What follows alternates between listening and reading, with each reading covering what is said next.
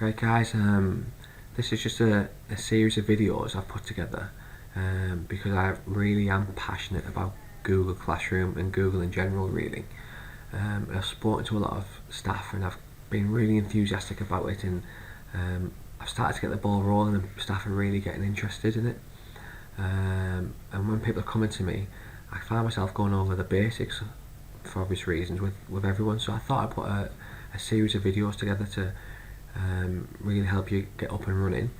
But obviously I'm always available if you'd like to discuss ideas with me or bounce things around in terms of the actual application and how you can use things.